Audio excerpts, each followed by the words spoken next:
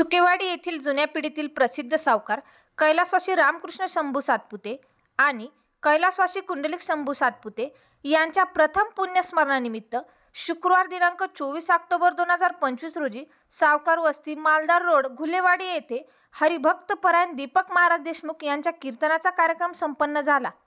यावेळी रामकृष्ण बाबा आणि कुंडलिक बाबा यांच्या स्मरणार्थ सुकेवाडी आणि खांजापूर गावाकरिता वैकुंठ रथाचे लोकार्पण करण्यात आले।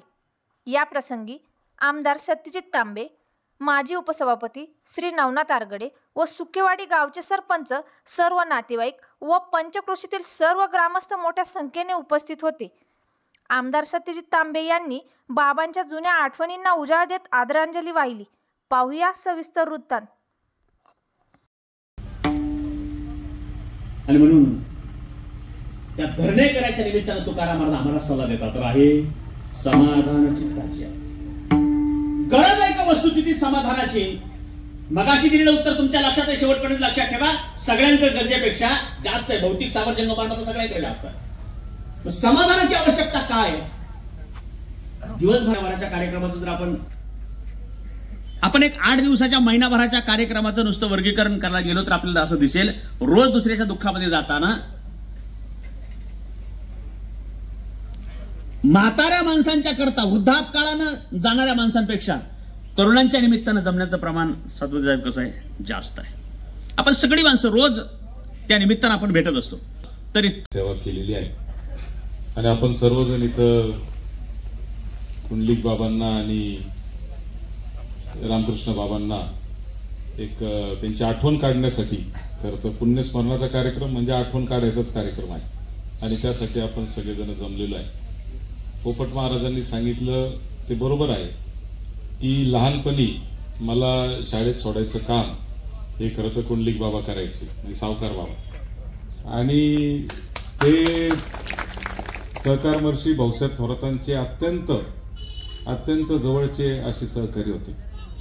आणि दादांनी ज्यावेळेस शाळा चालू केली अमृतवाहिनी मॉडेल स्कूल 81-82-83 साली, त्याच्यानंतर मुलांना आणायचं आणि ते मुलं सगळे आता आपले शेतकऱ्याचे ग्रामीण भागातले मुलं मग अगदी पार जोरव्यापासून इकडून तिकडून सगळे मुलं घेऊन ते शाळेत घेऊन जायचं काम हे बाबा करत होते। आणि म्हणून तेव्हापासूनचा माझा त्यांचा एक वेगळा ऋणानुबंध आणि संबंध आहे।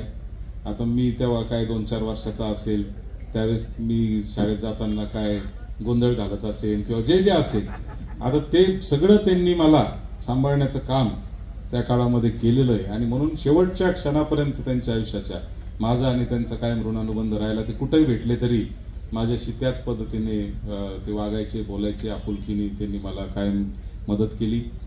आणि दुसरा एक प्रसंग म्हणजे जसं आता त्यांनी महाराजांनी सांगितलं की त्यांनी अनेक लोकांना जेजुरीच्या खंडोबाचं दर्शन करून दिलं। आता अशोक भाऊन माझी चर्चा चालू होती की जेजुरीच्या याला आपल्या होलमराजाची काठी जाती, होलमराजाची काठी एक दिवस गेली आणि तिथं 2 काठ्या असतात, आपली एक आणि त्या बारामतीवाल्यांची एक असते, सासवडवाल्यांची।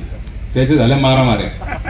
आता इतक्या जबरदस्त मारामाऱ्या झाल्या की आपल्या संगमनेरवाल्याने, आता हे सगळे बाबा म्हणजे पैलवानच होते, आता यांचे सगळे जोडीदार असे, त्यांनी त्या DYSP मॅडम वरच दगडफेक केली आणि ह्यांना सगळ्यांना उचलून जेलमध्ये घेऊन गेले। आणि मी तेव्हा पुण्यात होतो, म्हणजे कॉलेजला शिकत होतो, राजकारणात आलेलो होतो, परंतु कॉलेजही चालू होतं। आणि मला रात्री किशोर टोकसे आणि आपले बाबा याचं करायचे काठे बाबांचा मला फोन आला। मग मी रात्री 2 वाजता तिथं सासवडच्या जेलमध्ये गेलो। हे सगळे उपाशी तापाशी होते, यांना सगळ्यांना जाताना हॉटेले बंद झालेले होते, पण कसे बसे कुठून तरी काय खायला घेऊन गेलो, त्यांना खाऊ घातलं। दुसऱ्या दिवशी ते सगळं मिटवलं। ते जवळजवळ 10 वर्ष केस चालली।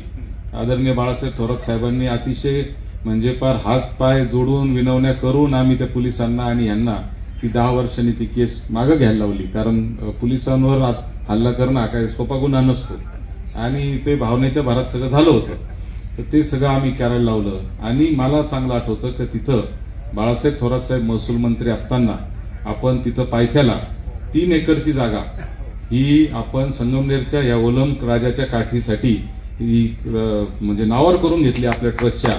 आणि तिथं आता आपलं काम त्या ठिकाणी चालू झालेलं आहे। हे सगळं या जुन्या लोकांनी खरं तर केलं। म्हणजे माझा तसं पाहिलं तर रामकृष्ण बाबांचा माझा काही फार संबंध कधी आला नाही, कारण ते शेतीवाडी जास्त करत असल्यामुळं, आणि सावकार बाबा म्हणजे कुंडलिक बाबा हे कायम माणसांमध्ये म्हणजे फिरते होते, कायम फिरत असायचे, त्याच्यामुळे त्यांचा जास्त संपर्क खरं तर आमचा आला.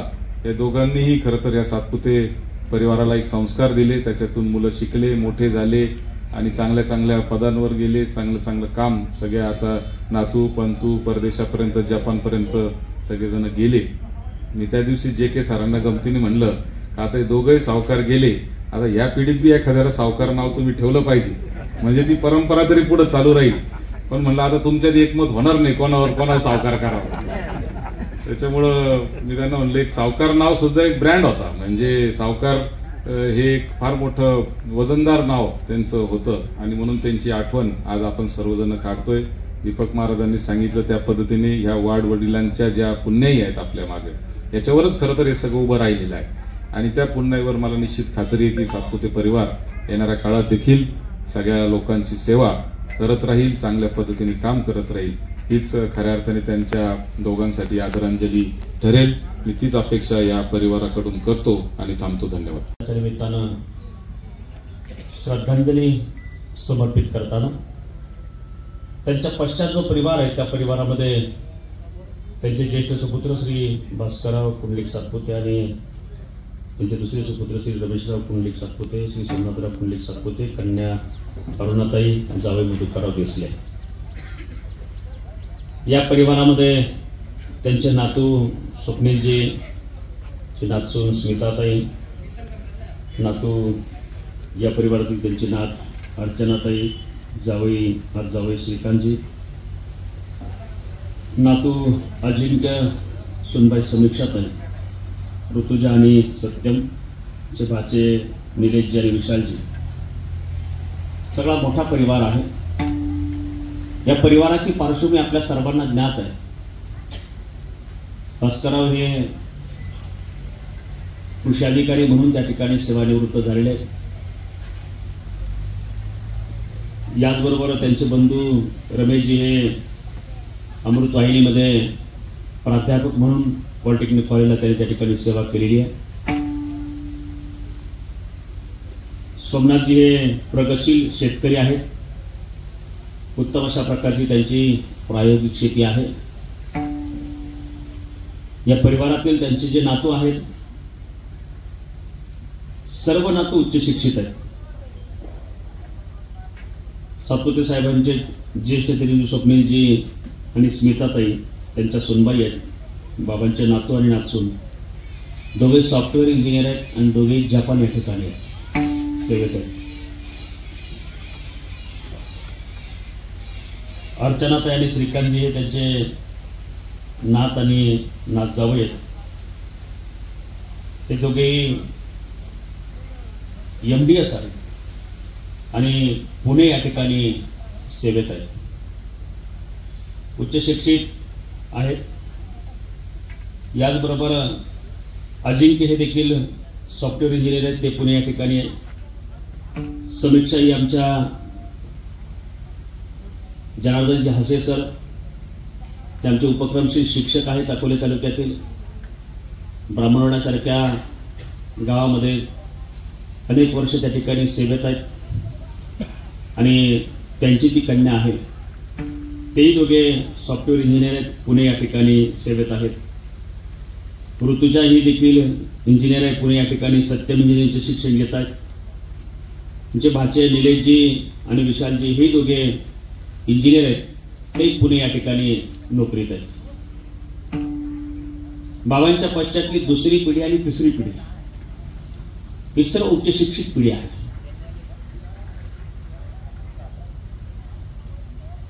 गगनवीरजी महाराजांच्या भक्त परिवारातील असल्यामुळे सर्व सदाचार संपन्न जीवन जगणारे आहेत. या दोन्ही बंधूंचा मोठा धाक दरारा या कुटुंबावर, इथल्या सगळ्या परिसरावर, गावावर राहिलेला आहे आणि त्यामुळे नंतरचा जो सगळा परिवार आहे तो देखील त्या प्रकारच्या धाकात त्या ठिकाणी वाढलेला आहे. आणि म्हणूनच आज 1 वर्षानंतर आपण सर्वजण त्यांना प्रथम वर्ष श्राद्ध पुण्यस्मरणाच्या निमित्तानं निरोप देण्याकरता या ठिकाणी आला. या निमित्तानं अनेक सर्व मंडळी या ठिकाणी उपस्थित आहेत. हरिभक्तीपरायण आमचे ज्येष्ठ मार्गदर्शक आदरणीय रामरावजी महाराज रट्टे या ठिकाणी उपस्थित आहेत.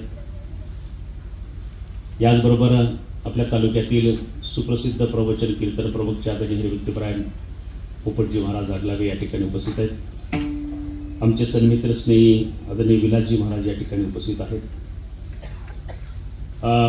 वारकरी संप्रदायाचं वैभव असलेली सर्व आमच्या सांदीपनी गुरुकुलची सर्व महाराज मंडळी या ठिकाणी उपस्थित आहेत. विनेकरी महाराजांपासून तर ज्याने आपल्याला सुमधुर गोड गायनानं मंत्रमुग्ध करत आहेत आणि पुढचा 1 तास त्या ठिकाणी मंत्रमुग्ध करणार आहेत. आपल्या नगर जिल्ह्याचं वारकरी संप्रदायाचे भूमिपुत्र आणि महाराष्ट्राच्या वारकरी संप्रदायाचं भूषण भजनप्रेमी आमचे संगीत विशारद शुभमजी महाराज बनकर, आदरणीय श्री हरिभक्तीपरायण नवनाथजी महाराज गीते, आदरणीय श्री हरिभक्तीपरायण वाळेकर महाराज, आमचे सन्मित्र राहुलजी महाराज, आपण सर्व महाराज मंडळी, मृदुंगाचार्य आदरणीय श्री हरिभक्तीपरायण आमचे संगीत विशारद माऊली महाराज.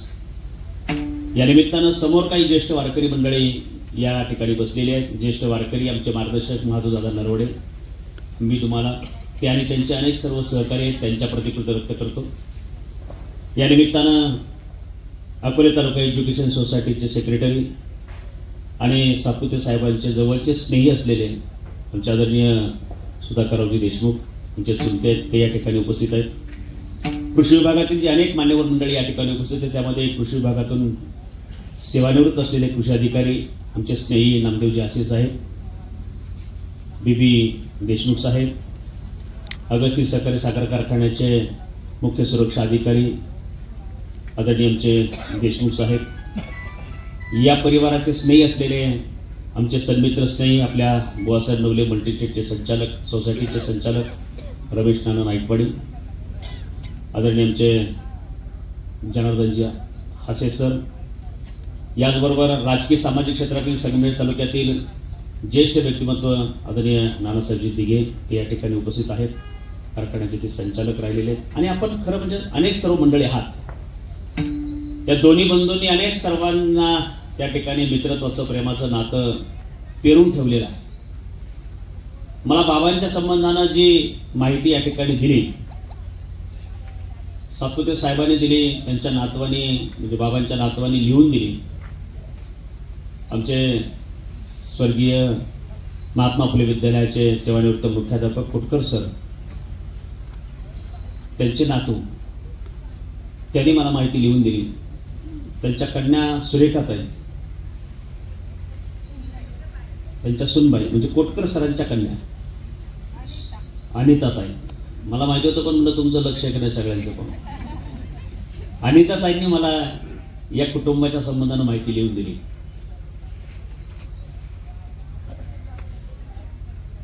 शुभम महाराज हे थोडंसं वेगळं आहे नाही का, विलास महाराज हे थोडं वेगळं आहे. पोपट महाराज एरवी आपल्याला माहिती लिहून देणारा कोणीतरी जवळचा परिवारातला मित्र असतो, कोणीतरी नातेवाईक असतो, कोणीतरी आपला स्नेही असतो, तो त्या परिवाराचा स्नेही असतो. मला जेव्हा मॅडमने कागद हातामध्ये दिला, त्यांना म्हणलं कोणी लिहिलंय, तेव्हा मीच लिहिलं. त्या शिक्षिका आहेत, माध्यमिकला या ठिकाणी शिकवतात, त्यांच्या सर्व सुनबाई उच्च शिक्षित आहेत.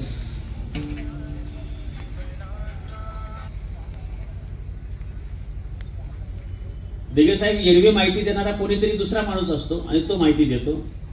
आजचा प्रसंग वेगळा कसा आहे, सुनबाईनं सासऱ्यांबद्दल माहिती लिहून दिली, हे विशेष आहे. मुलाने आपल्या आईवडिलाला चांगलं म्हणणं कॉमन गोष्ट आहे ती.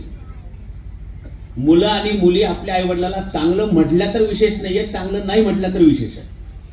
कारण पोटी भार आहे आणि म्हणून ज्यांनी जन्मालयापासून प्रेम केलंय त्यांच्या आईवडिलाबद्दल, त्या आईवडिलाबद्दल मुला मुलींनी चांगलं बोलणं हे कॉमन आहे, सहज स्वाभाविक आहे.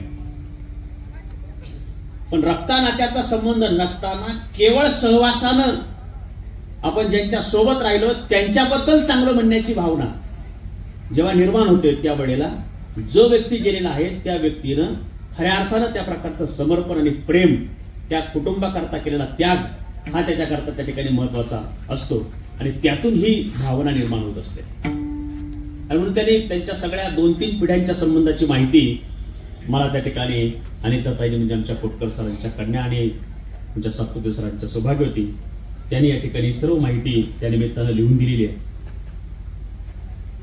त्यांच्या या परिवारातील त्यांच्या थोरल्या सुनबाई सुरेखाताई या अमृतवाहिनीतून सेवानिवृत्त झालेल्या आहेत. अनिताताई या माध्यमिक शिक्षिका आहेत. राजश्रीताई या शेती व्यवसाय उत्तम प्रकारे सांभाळत आहेत. आणि म्हणून या दोन्ही पितृतुल्य असलेल्या व्यक्तिमत्व रामकृष्णाचार्य कुंडलिकजी हे दोघे बंधू सावकार या नावानं सुपरिचित होते, प्रसिद्ध होते. हे त्यावेळच्या काळातील व्यावसायिक दृष्टिकोन असलेले मोठे व्यापक विचाराची माणसं होती. 90 वर्ष त्यांचं वय आहे अविनाशजी. आणि पुन्हा त्यांनी त्यावेळच्या काळातला ट्रक व्यवसाय सुरू केला असेल किंवा जीप व्यवसाय सुरू केला असेल. ही फार व्यापक दृष्टिकोन व्यवसायाची त्यावेळच्या काळात झाली. त्यांनी तो नवीन मार्ग स्वीकारून गावात, शहरात, तालुक्यात कोणाकडे नसेल त्यावेळच्या काळात या नवीन व्यवसायामध्ये त्या ठिकाणी ते आले. पैसा, श्रीमंती, संपत्ती ही पार्श्वभूमी लाभली असली, कष्टाने मिळवला असला तरी पण शेवटपर्यंत त्यांचे पाय जमिनीवर होते. हे अत्यंत महत्वाचं आहे. मी या परिवारात यापूर्वी एका मातोश्रींच्या साहेबांच्या मातोश्रींच्या पुण्यस्मरणाच्या निमित्तानं इथे प्रवचन सेवा इथेच केलेली आहे. जेव्हा इथे आलो तेव्हा माझ्या लक्षात आलं की आपण इथे यापूर्वी कधीतरी आलो. आणि मला साहेबांनी आम्ही तिकडे भेटलो तेव्हाच सांगितलं होतं की बाबा या कुटुंबामध्ये, परिवारामध्ये यापूर्वी त्या ठिकाणी सेवा झालेली आहे. सांगण्याचं तात्पर्य असं की या परिवाराचा सर्वदूर जो लौकिक आहे त्यामागची प्रेरणा ही हे 2 बंधू आहेत. सावकार म्हणून सर्वदूर सुपरिचित असलेल्या माणसांच्या जीवनात जगण्या वागण्यामध्ये मात्र नवले साहेब त्या ठिकाणी सावकारकी ही काही कुठे दिसत नव्हती. तर ते अत्यंत प्रेमानं, आदरानं सर्वांच्या बरोबर त्या ठिकाणी राहत होते. आज त्यांना श्राद्धाच्या निमित्तानं या संकीर्तन सेवेतून श्रद्धांजली व्यक्त करताना बरोबर 11:30 वाजलेले आहेत आणि बरोबर 12:15 वाजता आपण थांबणार. तुम्ही घड्याळ पाहू नका, माझ्यावर विश्वास ठेवा. घड्याळावरच फार विश्वास आहे तुमचा. घड्याळ म्हणजे हातातल्या घड्याळाबद्दल बोलतो. ऐका,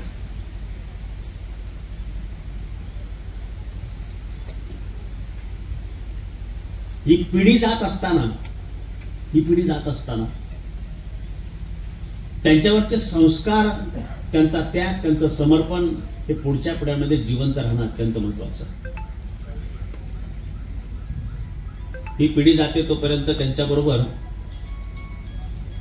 हे आकडे पण जाणार आहेत.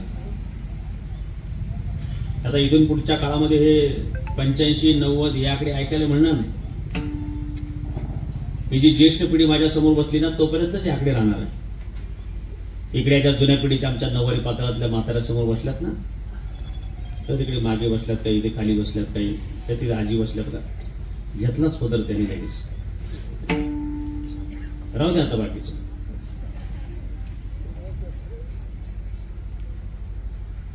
इकडे ही जी धोत्रावाली पिढी आमच्या माधवदादांच्या बरोबरची बसली, इथपर्यंत हे आकडे राहणार आहे.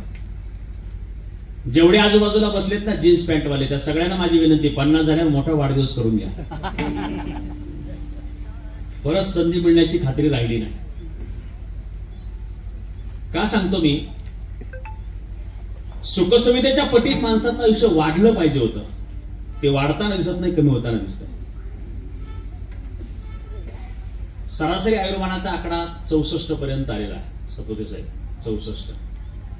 पूर्वी तो 69 होता, त्याच्या अगोदर 74 होता. आजपासून 5-25 वर्षापूर्वी गावागावात 5-25 माणसं 100 वयाची होती. आता 25 गावात एखादं 100चं सापडलं तर 90 आहे.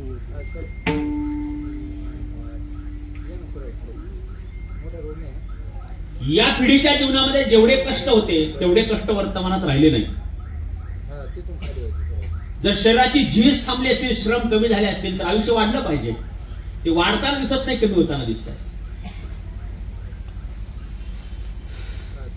या पिढीसमोर एक काळ असा होता की प्रश्न पडत होता काय खावं. आता प्रश्न पडलाय काय काय खावं. मग जेवढी अनुकूलता असेल तर अनुकूलतेच्या काळामध्ये व्यवहाराचा विचार केला तर आयुष्य वाढलं पाहिजे. प्रतिकूलतेच्या काळातली लोक जर एवढं आयुष्य जगत असतील तर अनुकूलतेच्या काळामध्ये तेवढं आयुष्य वाढलं पाहिजे. ते वाढताना दिसत नाही, कमी होताना दिसत. मग आम्हाला इच्छा नाही का जगण्याची? आम्हाला सगळ्यांना जगण्याची इच्छा आहे. तुमच्या समोर दोन पर्याय देतो. दोन पर्याय. तुम्ही इथे येता का? खांबापाशी खुर्ची घ्या.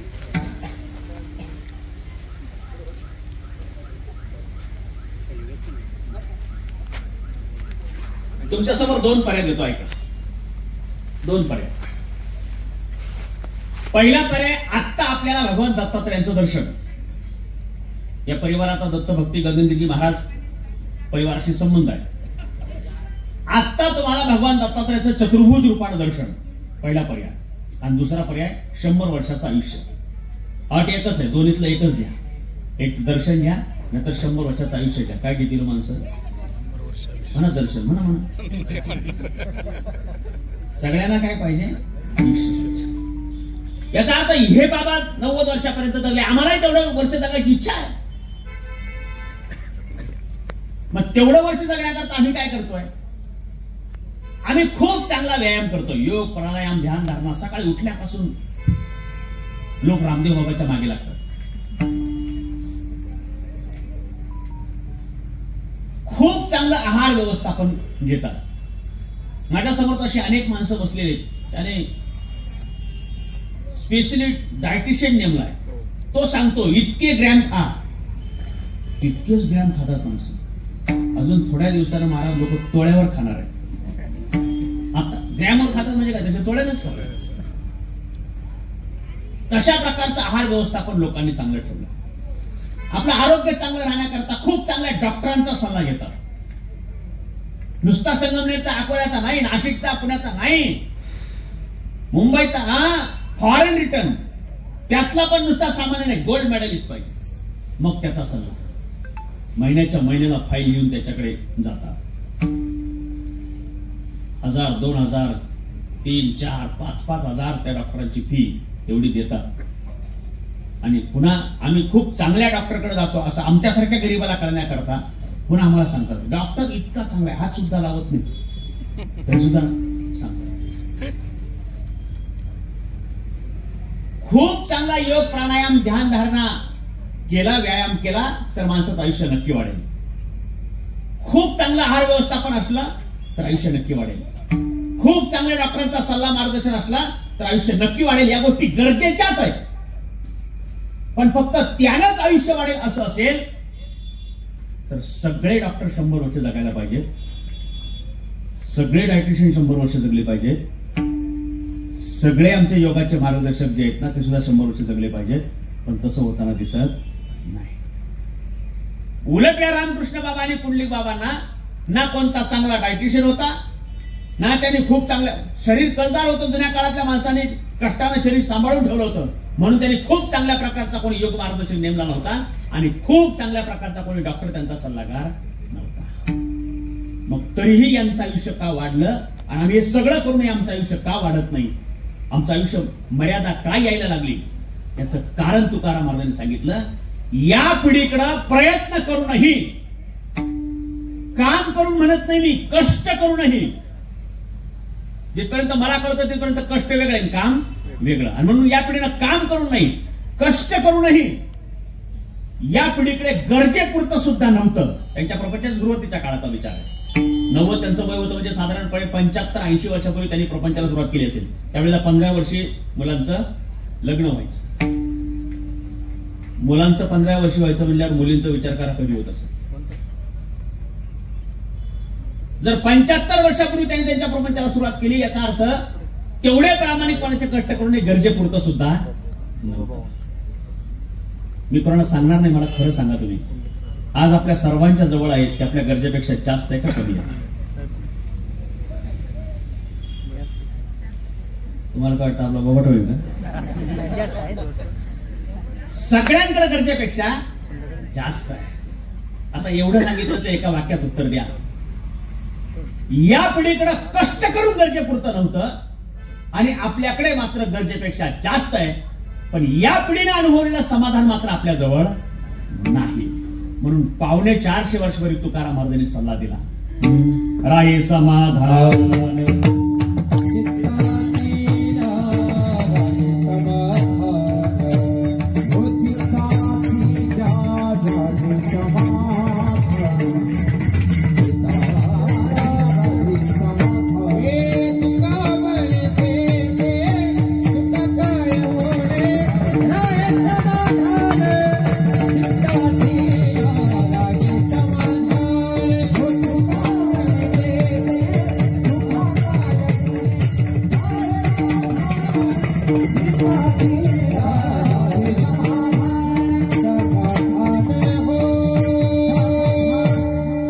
सेवा केलेली आहे आणि आपण सर्वजण इथं कुंडलिक बाबांना आणि